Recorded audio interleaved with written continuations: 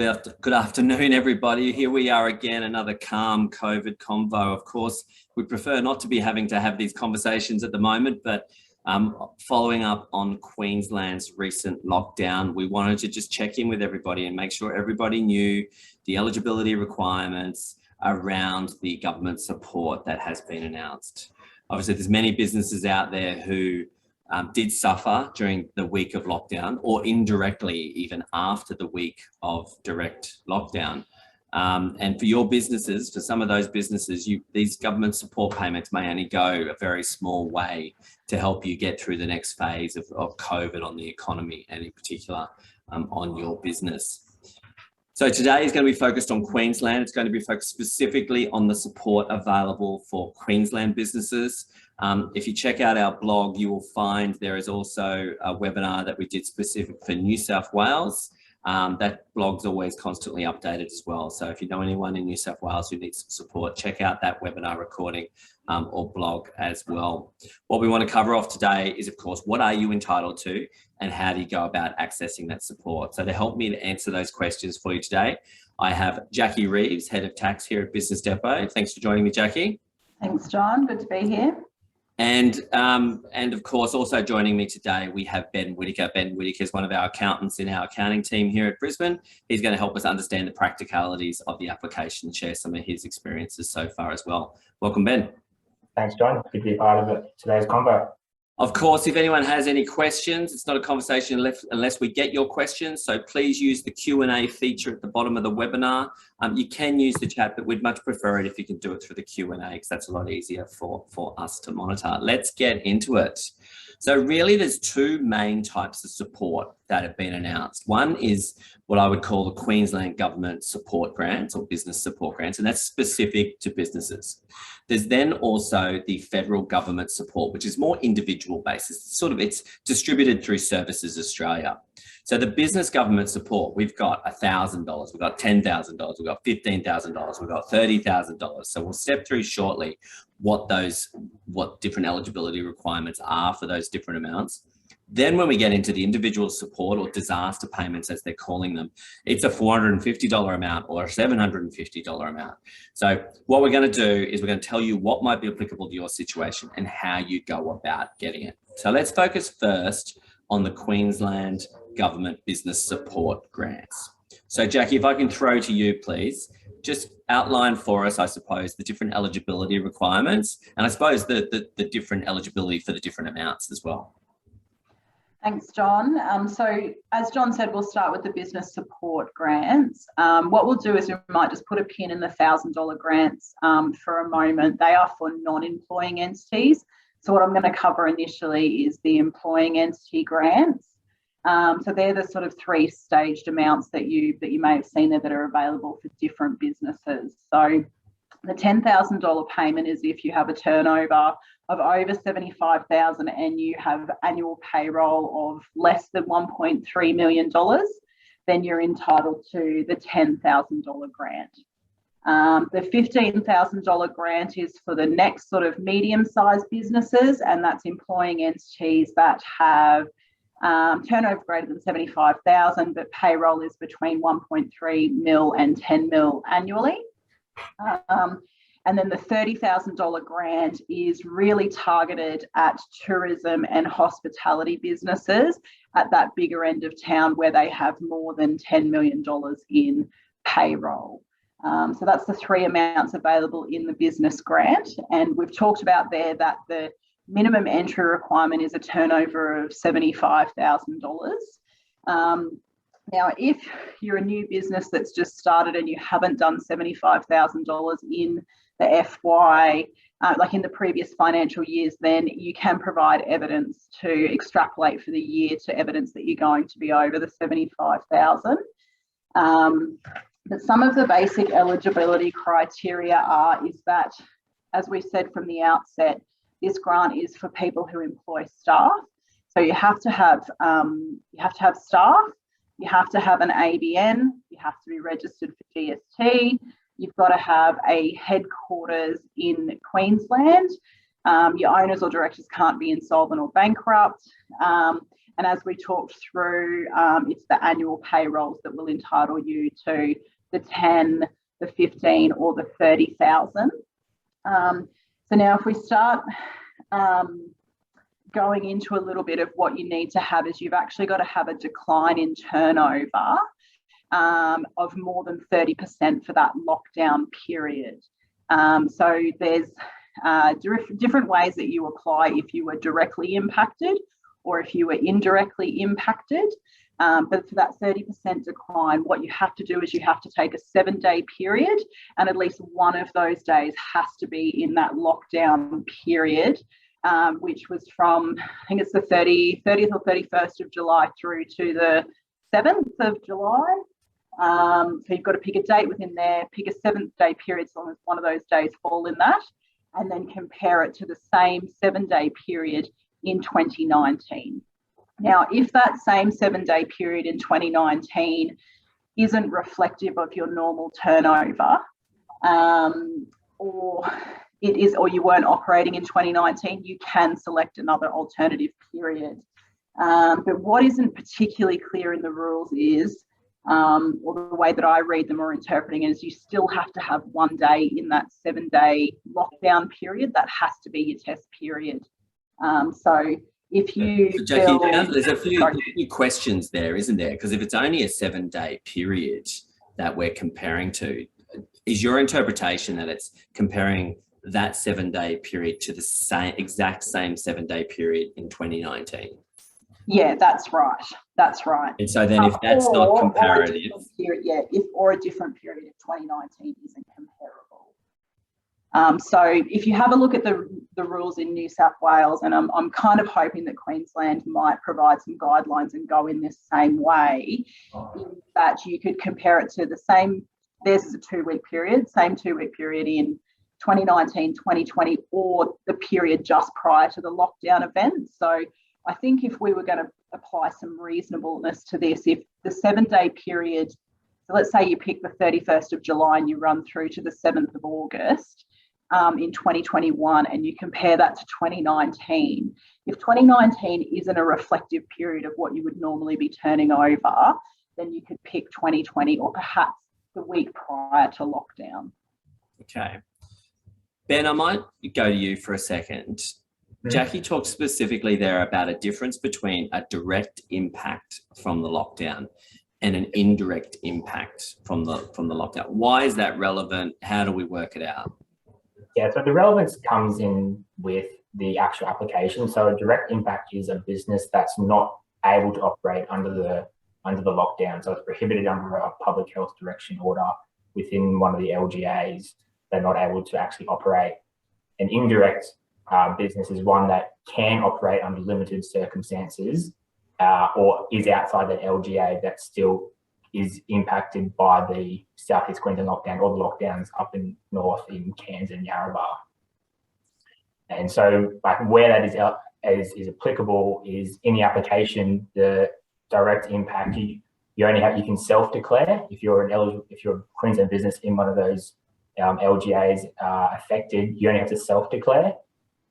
As an indirect impact business, you then have to provide evidence, and that's to support the decline in turnover, and that could be in ways of supplying BASs lodged with the ATO or relying on a letter by a qualified accountant, tax agent or BAS agent.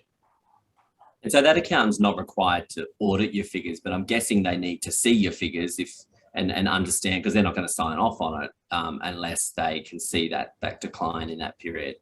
Yeah, by no means it's not an audit or a review, but there's some sort of level of insurance provided by that accountant or agent for those numbers, and that's what the authorities are going to rely on to assess your criteria. So direct risk. Yeah. So directly impacted might be, I don't know, a restaurant or something or other that couldn't operate. They can self-declare and self-assess. Whereas if it's a business that now is just required to work from home rather than in the office, then they'd have to still show a 30% decline, but they might need the accountant's letter to prove that decline. Yeah, you still need to be able to prove that decline, yeah. What if they don't have an accountant, or what if they don't have someone to sign off on that? Well, that's just where they have to provide their own supporting evidence in terms of could be lodge BASs, because obviously they're all registered with GST, these businesses. So you'd be able to provide those BASs for a particular quarter and show some sort of reasonable calculation in how you determine that decline in turnover of 30%. And in the application. Yeah. So Jacquie, I just want to ask you a question then. I understand within the information that's available on the support grant, it just talks about turnover. Has it defined what turnover is, or how should we be assessing turnover? It's a good question, John. And I know in the live chat, someone's asked a question in relation to turnover.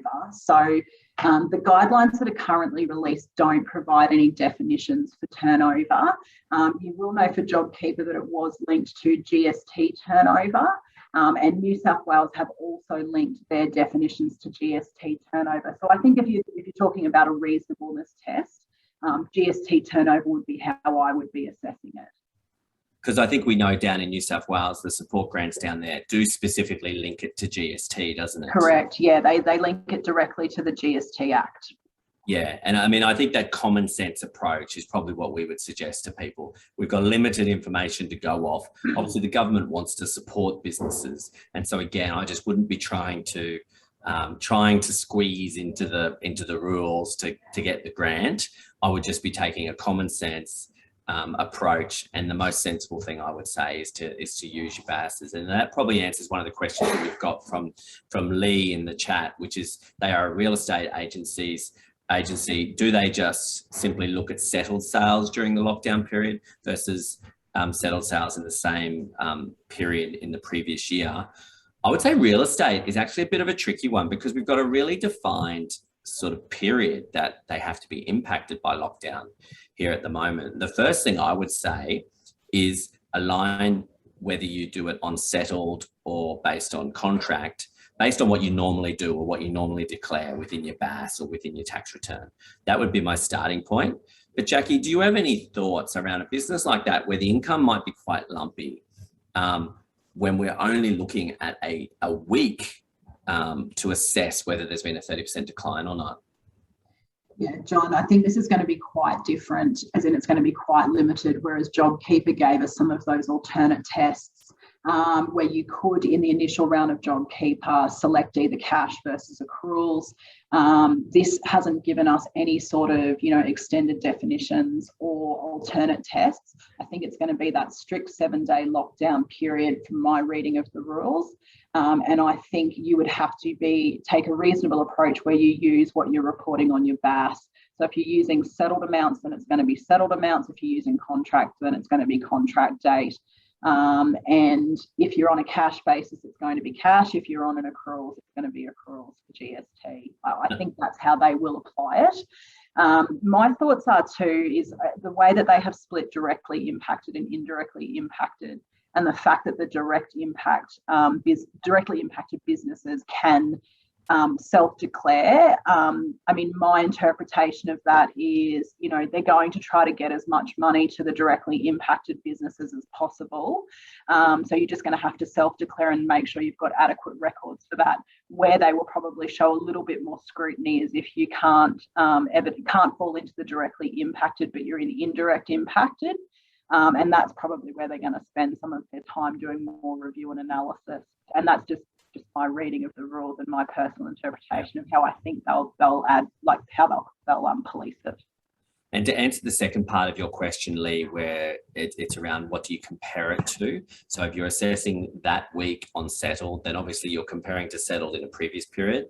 The basics of the rule is to compare to the same period in 2019, and the justification for that is that's before COVID started to impact your business. But if that is not a comparable period, that is when you can then look at an alternative period to compare to. Guys, correct me if I'm wrong there. Yeah, I think that's right. No, yep. I think that's what you said. And we've also got a question from someone else on there. They are a company, proprietary limited, as part of discretionary trust. So I assume that's a company as trustee of a discretionary trust. They have no payroll and no employees. I'm told that I can't access the $5K federal government grant nor the sole trader grant. There doesn't seem to be any grants that fit my specifics. This might lead into our next question, I suppose, Jacquie, and that is, you mentioned right at the beginning, we actually put a little bit of a pin in it. What about these businesses that don't employ anybody? Like, they're calling them sole traders, but what's available for them? Yeah, so I think where this question comes from is initially when they released these rules, they just said sole traders won't be eligible for because it was a 5,000 grant. They've now done 10, 15 and 30 in that stepped depending on your payroll. What they have opened up is a $1,000 grant for sole traders, and the definition of sole traders includes if you're a sole proprietor operating through a trust structure, a company structure or a partnership. So you're still the same 30% decline in turnover, and they're directly impacted that we've talked about, that you've got to operate in Queensland. Same eligibility criteria, but that you'll get the $1,000 grant. So if you're happy, if I've just got a couple of little thoughts on this, it is a $1,000 grant, and that's on the basis because if you're operating through a company or trust structure, and you don't have employees other than, so if you have an employment relationship, so say you're a director and you're employed, you're not considered an employee for these rules. So it knocks you out of the 10,000 and puts you into the $1,000 grant. So that's kind of the situation that you're in. So you're still eligible at only $1,000. They have said in there that partnerships are eligible. They have said that partnerships are eligible, but they haven't really, and because that application form isn't open yet, it's not open till September, I don't know if that would be all partners in the partnership or just one partner in the partnership. So if it is like JobKeeper where it's only one business participant, then potentially if there's 3 or 4 partners in a partnership, if you can't get the $1,000 each, then maybe if you meet the eligibility criteria, get the federal government $750 each. Yeah, so that's an individual, which we'll jump to in a second. In a minute, yeah. I think it's probably an important point to make there as well. This disaster payment, individual federal government level, you can't get that and get the Queensland government support grant as well. Yeah. Okay. So there was just a question there, John, that said for the 1K, do we still have to be over the 75? And my understanding is you still have to be over the 75. I just will double check that. Maybe if you could check that for us, that would be great. But yes, the 1K is not limited to just sole traders as individuals. You can be within a company or within a discretionary trust or something like that as well. So business support grants, we've got the 1K for those that don't have employees. We've got the 10K, which was previously a 5K amount, was increased to 10K. For those with less than 1.3 million in payroll. We then have 1.3 million to 10 million in payroll is the $15,000. And then of course, over 10 million in payroll, you need to be in the hospitality or tourism industry or not-for-profit organizations to get the $30,000 grant. Okay. Glenn's got a question that's popped up there for us as well. Hi, Glenn. As an interstate operator, sole trader under these definitions, we have lost a lot of businesses year to date because of the lockdowns or other states' lockdowns. How do we fare? Because it seems that the 1K might be it. Okay, so if it's a sole trader situation, Jacquie, would that be your understanding as well, that the 1K might be it? Yeah, I think so, unfortunately, because to be eligible for any of the New South Wales grants or Victorian grants, you have to have headquarters and be operating in those states. You have to have employees. And so if you're headquartered in Queensland, even if a lot of your turnover revenue is coming from interstate, it's going to be the $1,000 grant, yeah. Unfortunately. And so I do know that is going to impact a lot of businesses. Yeah, because it's those southern lockdowns that are impacting some of these businesses more than anything. But Queensland businesses, it sounds like, aren't going to be able to get much support unless they've got a headquarters down there. Do we know what headquarters means? I think you've got to have like a registered business down, like probably a registered address in New South Wales. Yeah, it'd be an interesting one. I know we looked at it for a client the other day who has a location down there. It's not a manned office, but it's a warehouse down there. And I think we got to the conclusion they'd probably be eligible, but it was confusing as to what turnover we would be testing, because it probably needed to be a 30% decline across the board rather than just the New South Wales figures.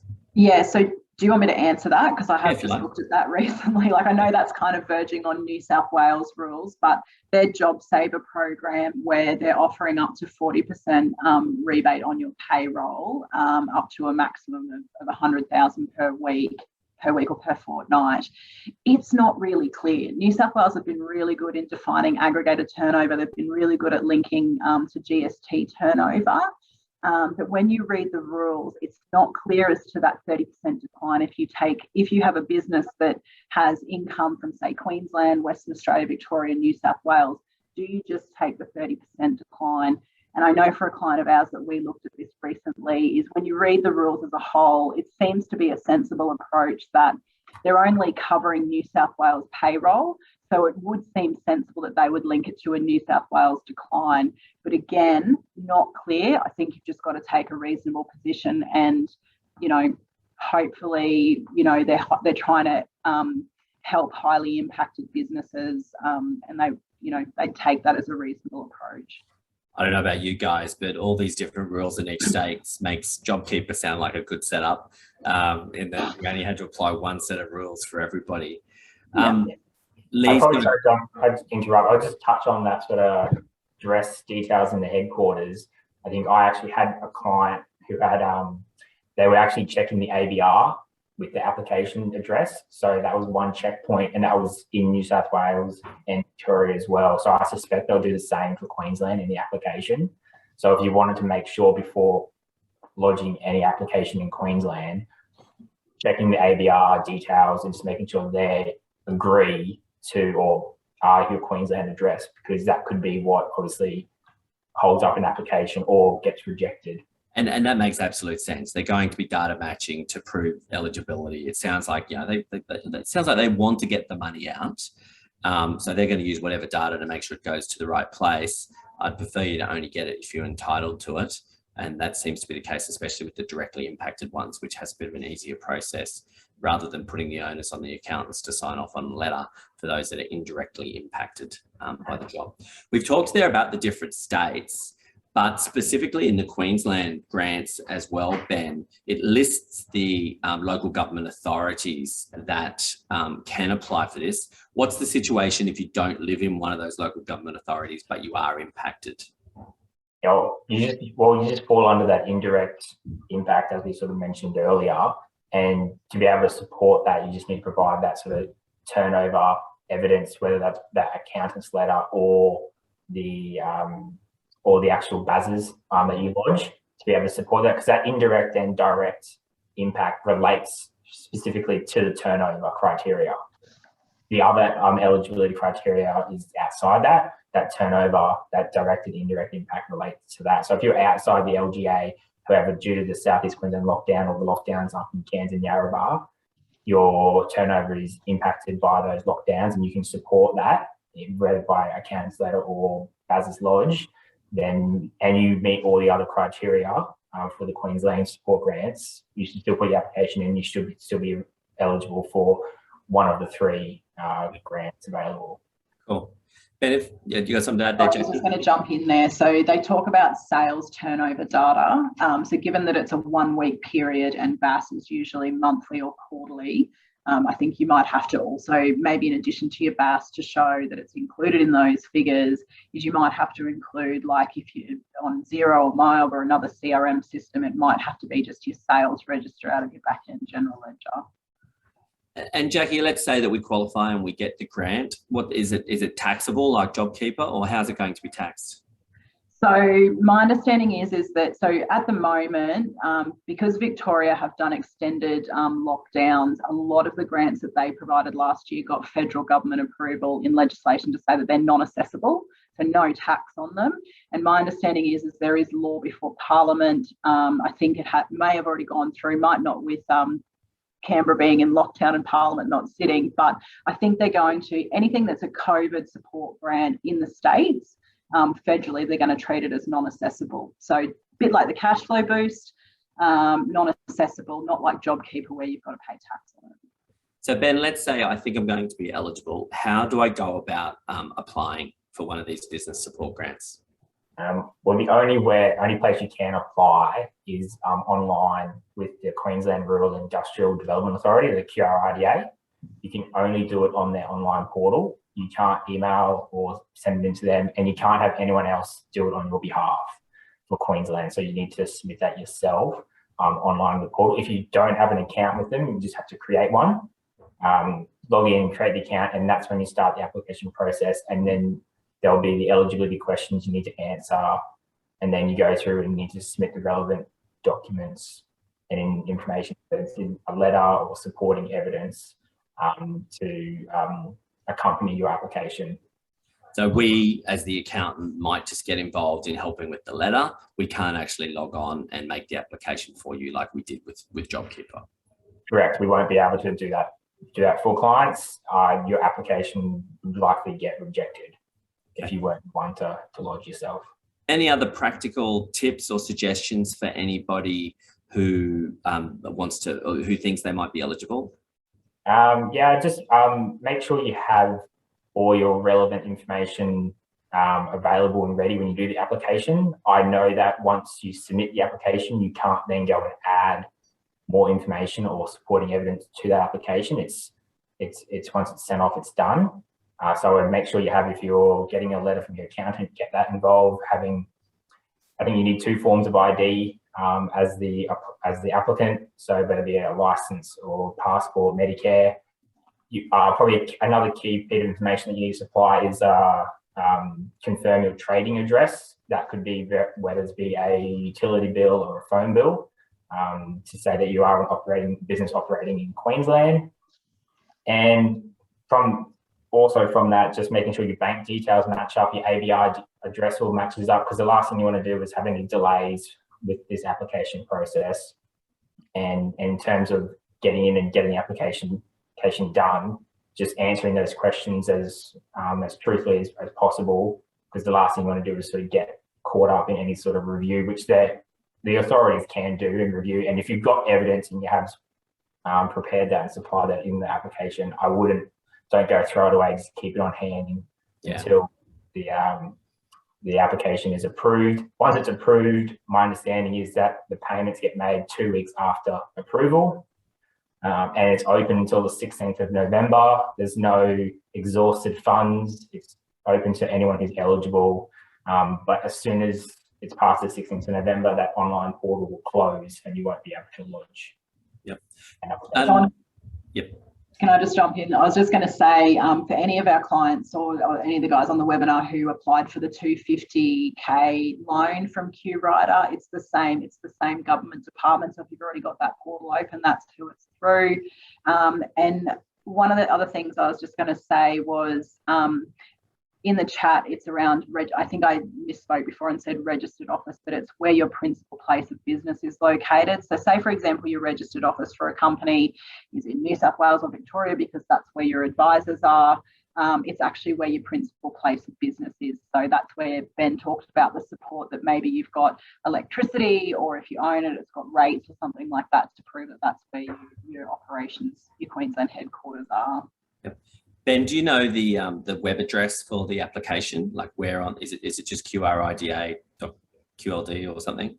Off the top of my head, I can't quote the web address, but I know in the guidelines that all those links for those direct for that website and to be able to make the application are all in that the Queensland business guidelines, which I believe is linked also in our blog as well. Can directly access that. So to be able to do the application, that link is in there. Okay.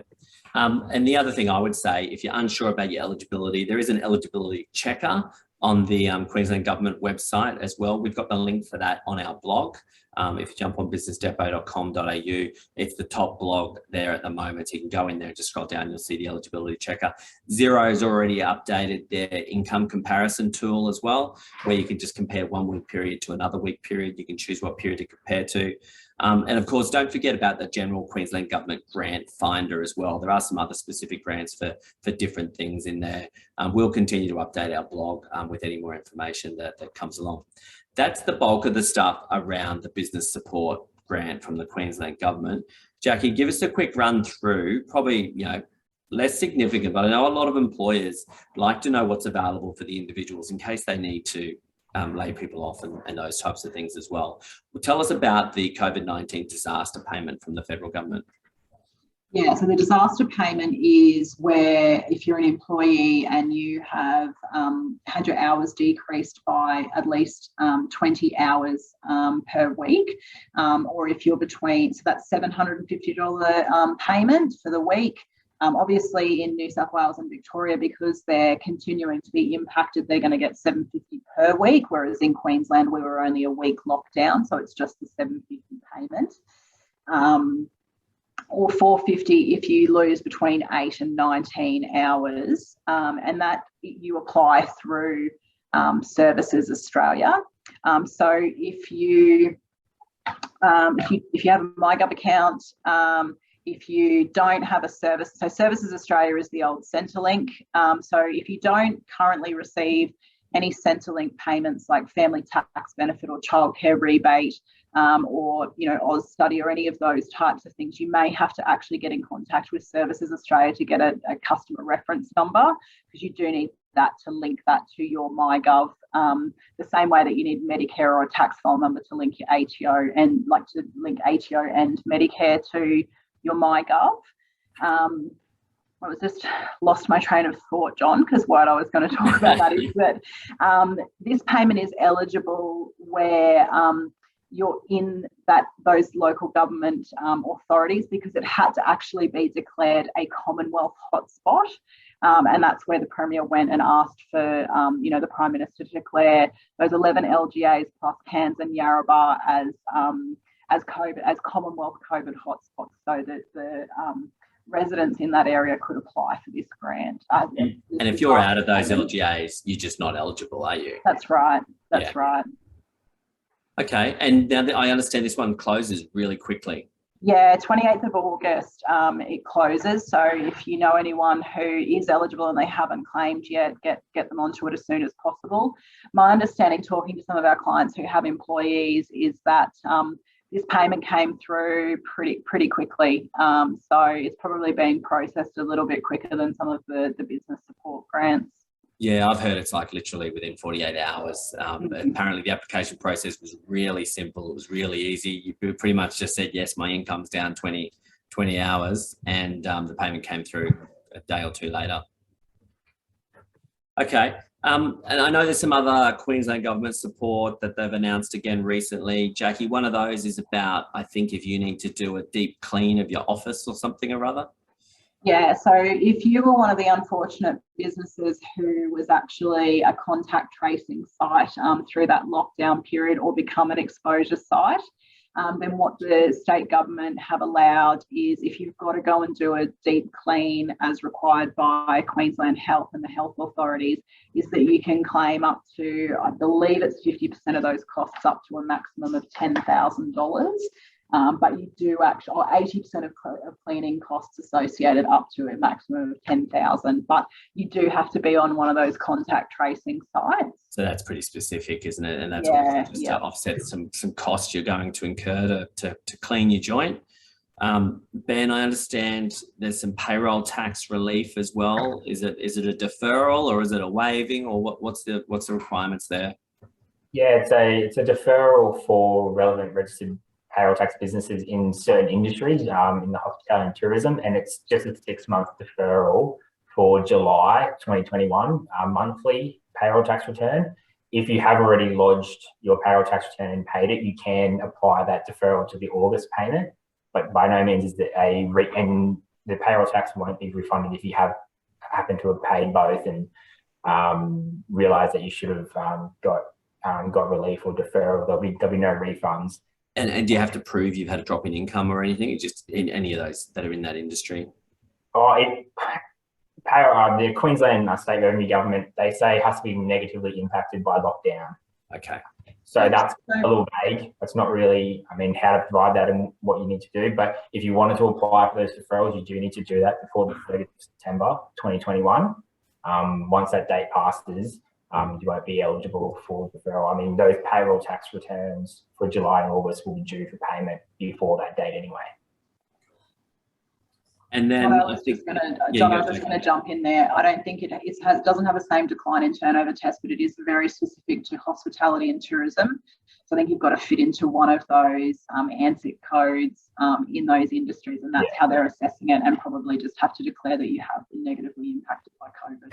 Yeah. And again, I think they'll be lodging monthly payroll tax returns as well, not just an annual payroll tax reconciliation at the end of each year. Yeah, okay.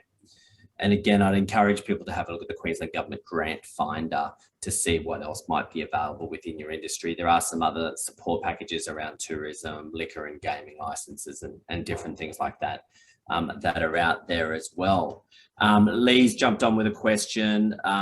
With the $750 disaster payment, Jacquie, can a sole trader get that? So a sole trader can only get that if they're not eligible for the Queensland Government grant. So say, for example, you're a sole trader and your turnover is less than 75,000 and your hours have dropped by more than 20, then yeah, you should be eligible for the federal government, but not if you can get the $1,000. Which probably leads me to one of the questions we had submitted beforehand, before we went live today, and that was specifically around the fitness industry. But if we take it away from that specific sort of question, and they were sort of saying that they felt like contractors were being unfairly impacted. Jacquie, do you have any feeling for why that is, or why that might be the case? Yeah, so I think these business grants is what they're really trying to do is help businesses who have employees, because as you can appreciate, the relationship with an employee and a contractor is legally different. So if you have an employee contract, then the chance are, if you're a business, you have obligations to continue to pay employees, even if they have to take annual leave, then you probably still have to pay them leave entitlements during that period. So the business grant is designed to help businesses continue to support those employees during the lockdown period. Whereas, you know, if it's contractors, chances are, you know, you could stand them down with no pay or cease their contract. So yeah, it's really distinguishing between supporting employees and contractors. So yeah, I mean, the government doesn't tend to love contractor arrangements generally, in that they tend to think that it's someone trying to avoid some tax. Sort of generally, I could get on my soapbox. I think that's probably one of the biggest restrictions of growth within the economy, but I won't go down that path. Ben, can you summarise for us across all the different support we've just talked about? What are the key dates that are going to be relevant? Yeah, so no doubt the Queensland Support Grant key date is open on the 16th of August all the way up to the 16th of November 2021. So you have until then to apply. So if you haven't applied already, I wouldn't fret to yet. You've got until the 16th of November. And as I said earlier, the funds aren't exhausted. They're there, eligible, available for all eligible businesses within Queensland. The South East Queensland lockdowns and Kansas Gateway lockdowns, making sure that you've got 1 day in those lockdown periods for the turnover test. Queensland support grants the non-employing. We don't actually have a specific date of when that opens or closes. All we've been advised is that the applications will be open in September. So that's the $1,000 grant. That's the $1,000 non-employing sole trader. Whereas the 10, the 15 and the 30, we can do that now. Yeah. Yep. And then the Payroll Tax Queensland Relief is for up until 30th of September 2021 to apply, and applies to either July or August 2021 payroll tax returns, and it's a 6-month deferral on payment. And of course, the individual disaster payment, getting quick, 28th of August, which is Saturday. Yeah, so for the quick, that's quick, isn't it? Obviously, that's still relevant for those down south. 15 LGAs, yeah. Yeah. Okay. Guys, I hope that's been of some value to you all, just to step you through the eligibility requirements and how to go about the application process. Of course, if you've got any questions or if you need some support, obviously if you need an accountant's letter and you're a client of ours, we'd be happy to sort of help you out with that, assuming you can show the drop in income. But otherwise, if anyone does have any questions, I'm happy for people to reach out to myself, Jacquie or Ben. We'll do our best to answer what we can. Jacquie, any sort of closing comments, suggestions or advice for our listeners? Yeah, I think probably my closing comments is check your eligibility as soon as you can. Given that we don't have fixed guidelines in respect of some of this, is take a reasonable approach. You know, don't try to bend things to get into the rules, because that's probably where you are going to see a lot of compliance activity. But try to see if you can use a reasonable approach to get into the rules. What about you, Ben? Any final comments? Probably just more on the application process, about making sure that you have all your supporting evidence or documents ready and available to do the application. The last thing you want to do is submit the application without that evidence and then not be eligible and not get the grant that you're eligible for, and go through some sort of review process. So just making sure everything's all ready to go. And then I second Jacquie's first opinion on go through the eligibility checker, making sure that you are eligible for which grant and you know what you need to provide. And if you need to get in touch with your accountant or us, if you're a client of ours, we'll, again, happy to provide that letter where appropriate. So you can, because that has to be included with the application. It doesn't come second.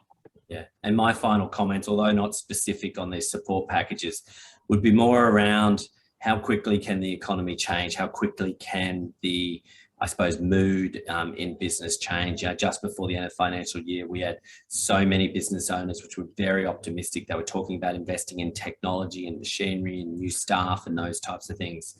And now obviously our Sydney and Victorian friends, you know, they're in lockdown still, so they're still well and truly suffering. But even up here in Queensland, we're getting that vibe of that uncertainty that the economy down there now has flowing up here into Queensland. So I'm definitely seeing business owners having a much more conservative mindset as to what they want to invest in. And I'm seeing people sort of beavering cash away again, keeping it for a rainy day, because we're not as, all the economists that I listen to are not as confident that the rebound will be as strong or as quick as when we came out of the last series of lockdowns associated with COVID.